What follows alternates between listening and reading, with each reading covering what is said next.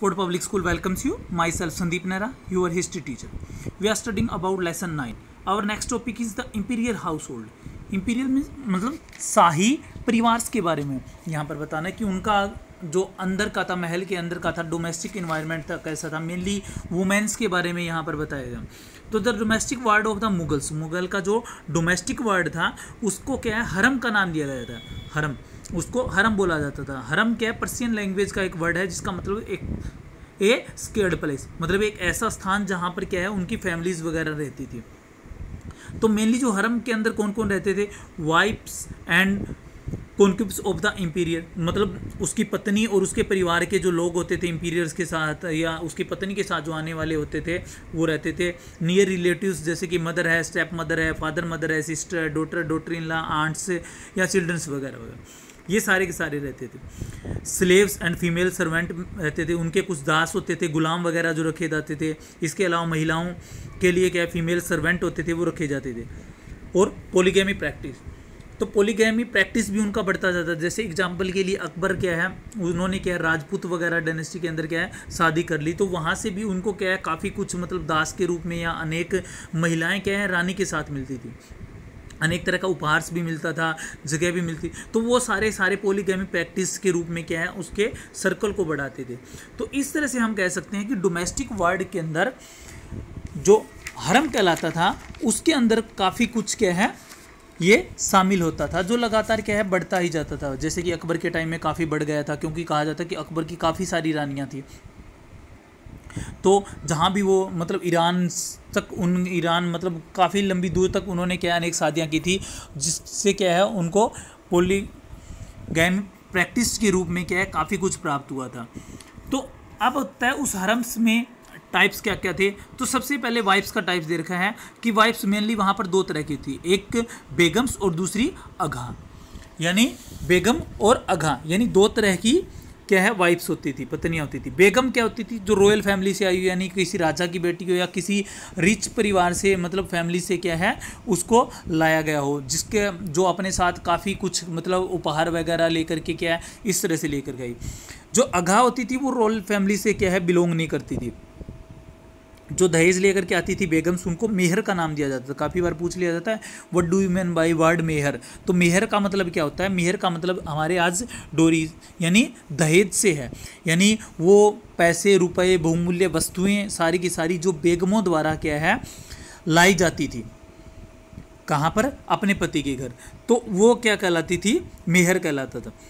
तो अगला है अघाज। अघाज क्या होती थी, वो कुलीन परिवारों से नहीं होती, रॉयल फैमिलीज से नहीं होती थी, तो इसलिए क्या है इनको बेगम्स की तुलना में क्या है कम स्थान, यानी उनको लेवल जो होता था वो बेगम्स की तुलना में कम होता था, यानी वो उनसे नीचे समझी जाती थी। इसके अलावा अगाचा, अगाचा जो थी वो कैसी वाइफ्स नहीं होती थी, वो वाइस वाइफ होती थी, यानी उपपत्नियाँ जिसको हम कह सकते हैं।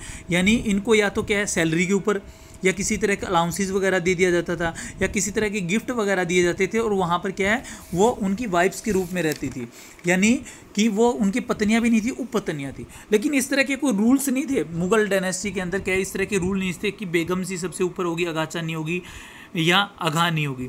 तो ये कई बार क्या है किससे भी रिलेटेड था, ये मतलब काफ़ी चीज़ों से रिलेटेड था। जैसे कि मान लो कि कोई जो राजा है वो किसी मतलब ऐसी पत्नी से प्यार करता हो, जो प्रेम ज़्यादा करता हो, जो अगाचा होती थी, तो उसका लेवल क्या था अपने आप हाई हो जाता था। या मान लो कि किसी बेगम्स को क्या है वंश नहीं मतलब लड़का नहीं हुआ हो, या ना ही अघा को अगाचा को हो, तो वो अगाचा क्या वारिस प्रदान करती थी, तो उसका भी लेवल क्या है उनसे ऊपर चला जाता था। तो इस तरह से क्या है वाइफ डिवाइड थी। इसके अलावा है ख्वाजारा। ख्वाजारा मतलब जो स्लेव्स वगैरह होते थे वहाँ पर, ये सारे के सारे क्या है ये कहलाते थे। जैसे कि आप फिल्म्स वगैरह में देखते हो महिलाओं की सुरक्षा के लिए या हरम के अंदर क्या है खाना वगैरह बनाने के लिए अनेक तरह के मतलब मेल एंड फीमेल दोनों तरह के क्या है अनेक तरह के स्लेव्स रखे जाते थे। तो ये तो थी वाइफ्स। अब काफ़ी बार क्या क्वेश्चन आया है आपके लास्ट ईयर या उससे लास्ट ईयर भी पूछा गया था कि जो रोल्स है वुमेन्स का रोल्स है या जो मेनली वो उनके इंपीरियल हाउस होल्ड के अंदर कैसा था, या तो इनके साथ साथ में ये भी बताना है कि उनकी जो महिलाएं होती थी वो सिर्फ क्या है घर की चार दीवारी यानी हरम तक सीमित नहीं थी, काफ़ी कुछ चीज़ें देखती थी। जैसे control our financial resources and architecture project, यानी वो फाइनेंशियल रिसोर्सेज के ऊपर भी क्या करती थी, कंट्रोल रखती थी।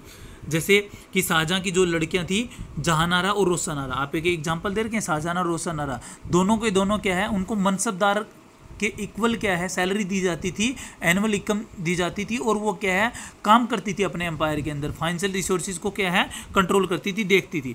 ये शाहजहाँ की दोनों बेटियां थी, जहानारा और रोशनारा, ये दोनों क्या देखती थी। इसके अलावा जो जहानारा है उसको सूरत का रेवेन्यू यानी राजस्व को इकट्ठा करने का काम दिया जाता है, क्योंकि सूरत क्या है आप देखोगे पहले प्राचीन समय में, आज भी है, पुराने टाइम से क्या है ट्रेड के लिए काफ़ी फेमस रहा है, तो इसलिए वहाँ पर रिन्यू वगैरह का यानी राजस्व का जो पैसा आता था वो काफ़ी ज़्यादा था। तो ये सारा का सारा कंट्रोल इसके ऊपर जहानारा का होता था। इसके अलावा चांदनी चौक का जो बाज़ार बनाया गया था, शाहजहाँबाद जब क्या है शाहजहाँ के द्वारा बनाया गया, तो उसमें जो चांदनी चौक का बाज़ार बनाया गया था वो भी क्या है आर्किटेक्चर के रूप में डिजाइन किसके द्वारा किया गया था, जहानारा के द्वारा किया गया था। तो ये नूरजहाँ के टाइम से स्टार्ट हुआ है कि वो क्या है फाइनेंशियल रिसोर्सेज और आर्किटेक्चर प्रोजेक्ट के ऊपर भी क्या करती थी, काम करती थी। तो इसमें जहानारा का काफ़ी अहम रोल दिखाया गया है। नेक्स्ट है contribution in writing of history. तो हिस्ट्री को राइट करने में भी क्या है इन महिलाओं का या वुमेन्स का काफ़ी रोल है। तो आपने गुलबदन बेगम के बारे में पढ़ा है, हुमायूं नामा जिन्होंने लिखा था, तो उन्होंने क्या है एक ऐसी पुस्तक जो डोमेस्टिक इश्यूज़ के ऊपर ही थी, मतलब कि डोमेस्टिक इश्यूज मतलब कि हरम के अंदर क्या है स्थितियाँ कैसी होती थी, प्रिंसेस और किंग के बीच में इश्यूज़ कैसे चलते थे, या उनके अंदर जो कॉन्फ्लिक्ट होते थे उनको कैसे सुलझाया जाता था। तो उस बुक में वही बताया गया है हुमायूं नामा के अंदर। तो हुमायूं नामा जो लिखा गया था वो किसके द्वारा लिखा गया था, गुलबदन बेगम के द्वारा लिखा गया था। इसके अलावा गुलबदन बेगम ने क्या है अकबरनामा लिखने में भी क्या अबुल फजल की काफ़ी हेल्प की थी। तो इसलिए कह सकते हैं कि जो वोमेंस थी यानी मेनली गुलबदन बेगम का नाम है, वो क्या है राइटिंग ऑफ हिस्ट्री के अंदर भी उनका क्या है काफ़ी कुछ कॉन्ट्रीब्यूशन है जो मुगल हाउस होल्ड्स के बारे में बताता है। इसके अलावा रोल ऑफ एल्डर्स वुमेन भी बता सकते हो आप, मूवीज़ वगैरह जैसे कि जोधा अकबर मूवीज़ है या अकबर की जो मूवीज़ है सीरियल, उसके अंदर देखते हो कि जो एल्डर वुमेन होती थी वो प्रिंसेस है, किंग्स है, उनके बीच में किसी तरह का कॉन्फ्लिक्ट हो जाता तो उनके बीच में मेडिएशन का काम करती थी, मतलब एक बिचौलिए का काम भूमिका निभाती थी, वो उनके बीच में सुलह वगैरह करवाती थी। तो इस तरह से वुमेन्स का रोल या द इम्पीरियल हाउस होल्ड के बारे में जो बताया गया है वो ये, तो इसके बारे में काफ़ी बार पूछा गया। तो ये आपका टॉपिक था। Okay, thank you.